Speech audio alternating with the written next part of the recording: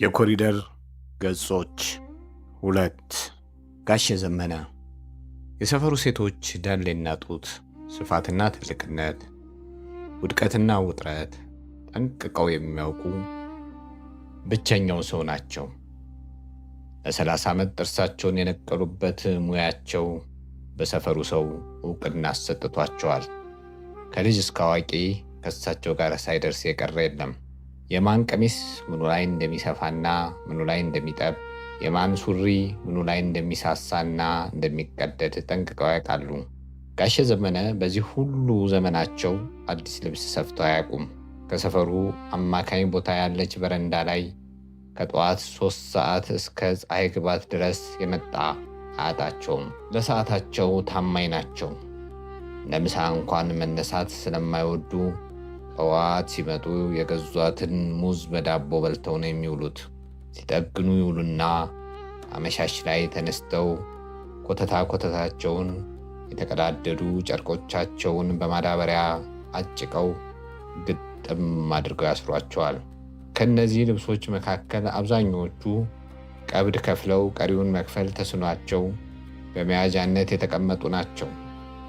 አቶ ዘመነ ጋር ብሬን ክፈል፣ ልብስን ውሰድ ጭቅጭቅ አይወዱም። በመያዣነት የሚይዙትን ልብስ ከ3 ወር በኋላ በእጥፍ እንደሚሸጡት ያውቃሉ። ይሄ ያልተጻፈ ሕጋቸው ነው። ከአናታቸው አቧራ የጠገበችው ጥቅሳቸው ምልክታቸው ናት። እግር የለኝም ብለህ አትዘን፣ ጫማ የሌለዋልና ትላለች። የጻፉላቸው አቶ ሰንደቁ በሕይወት ካለፉ እንኳን 15 ዓመት ደፍኗቸዋል። አንድ ቀን ስለ ሥራ ማጣት ሲያማርሩ ሰሟቸውና ይችን ጥቅስ ቢጠቅሱላቸው ጊዜ ዛሬውኑ ጽፈው ካልሰጡኝ በሚል ክላሰርና ማርከር ገዝተው በመስጠት ማጻፋቸውን የሰፈሩ ሰው ሁሉ ያውቃል። አቶ ዘመነ ከፀሐይ ግባት በኋላ የያዟትን አጠራቅመው የሚገኙት ማሚት ቤት ነው። ማሚቴ ቤት ምን የመሰለ አረቄ አይጠፋም። ታዲያ እኩለ ሌሊት ድረስ አረቄያቸውን ፉት ሲሉ ያመሹና ሌሊት ሰፈሩን በሙሉ እየበጠበጡት ይገባሉ። ስድባቸው መርዝ ነው፣ አረፋ ነው የሚያስደፍቀው። ቀን አስከፍቷቸው የዋለውን ሰው የሚታወቀው ምሽት ላይ ነው። ስድባቸው ከእንቅልፍ ይቀሰቅሳል።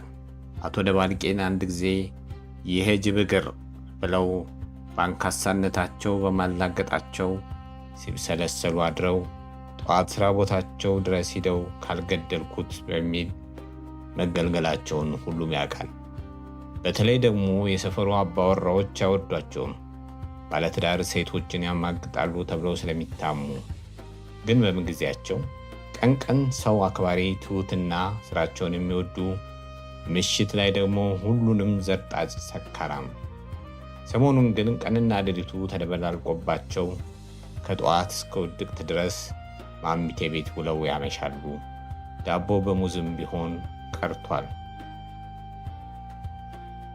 የሰፈሩ ሰው ሁሉ አንድ አይነት ስሜት ውስጥ ስለሆነ በል እንጂ ተው የሚል እንኳን የለም። የማሚት ቤት ከወትሮ በተለየ ሞልታ በረዳው ሁሉ በጠጪ ተጨናንቃ ምሽት ነው የሚገላግላት። ሁሉም በየራሱ ሐሳብ ሲብሰለሰል ውሎ ያመሻል።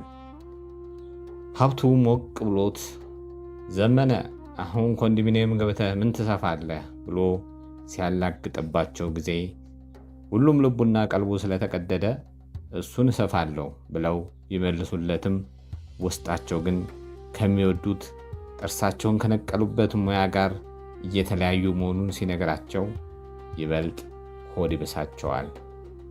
ሰፈሩ ከተበተነ የት ነው የሚወድቁት? ከሥራ ቦታቸውና ከማሚቴ ቤት ውጪ ሌላ ቦታ እንኳን አያውቁም። አቶ ዘመነ ቀብር እንኳን መሄድ አይወዱም። ሰው መቅበር ምን ያደርጋል የሚል ፍልስፍና አላቸው። ሀብቱ ከተናገራቸው በኋላ አንገታቸውን አቀርቅረው ለረጅም ሰዓት ተከዙ። እውነት የት ነው የሚወድቁት? ሰክረው እንኳን ተሸክሞ የሚያስገባ ጎረቤት የት ያገኛሉ? ይህን ክፉ አመሌን ማን ይችላል? እንዲያው አማኑኤል በመቀበሪያዬ ምኑን አሳይኸኝ አሉ በሐሳብ እንደተጠመዱ። ሀብቱ ሞቅታው እየጨመረ በመምጣቱ ጓዶች እንግዲህ እንደ ጤፍ ገለባ የትም ሊበትኑን ነው። ይኸው 2 ቀን ነው የቀረን። ይህች የሞቀች ሰፈራችን የአጋንንት መፈንጫ ልትሆን ነው። ይሄ የሞቀ ፍቅራችን አፈር ውስጥ ሊገባ ነው። ዛሬ ነው ማልቀስ ያለብን፣ ዛሬ ነው መጮህ ያለብን ሲል አቶ ዘመነ በስሜት ተነስተው ተነስ እርማችንን እናውጣ አሉ። ሞቅ እያላቸው ነበር።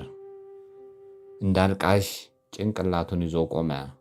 አቶ ዘመነም ተነሱና ኮፍያቸውን አውልቀው በእጃቸው ከያዙ በኋላ ወዮ በዚህ በእኛ ሰፈር የነበረው ፍቅር ምቀኞች ተነስተው አለበሱት አፈር።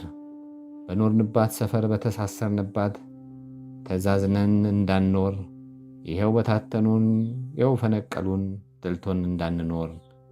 ማሚቴ ድንገት ሆድ ባሳቸውና እሪታቸውን አቀለጡት። ሁሉም ሆድ ውስጥ ያባውን በሙሉ ተነፈሰ። የሚሳደበው ተሳደበ፣ የሚራገመው ተራገመ። አቶ ዘመነ እንባ እየተናነቃቸው የተሞላላቸውን አረቄ አንስተው በትንፋሽ ዥው አደረጓት። የመጨረሻዋ ጠብታ ከምራቃቸው ጋር ተደባልቃ ትን አለቻቸው። በአልቃሹ ሰው መካከል መንፈራፈር ጀመሩ። ሁሉም ተደናገጡ። ለእርዳታ እጃቸውን አውለበለቡ። ውሃ አምጥተው ሊግቷቸው ሞከሩ። አፋቸው አልከፈት አለ። ዓይን ፈጠጠ፣ ጥርስ ገጠጠ። የሚወዷትን ሰፈር በለቅሶ ተለዩዋት። ተዝለፍልፈው ጸጥ አሉ። በነገታው የሰፈሩ ሰው ያለበትን ብሶት በአቶ ዘመነ ለቅሶ ተወጣ። ከሕፃን እስከ ትልቅ እያለቀሰ ቀበራቸው። በሚቀጥለው ቀን ሰፈሯ ፈረሰች።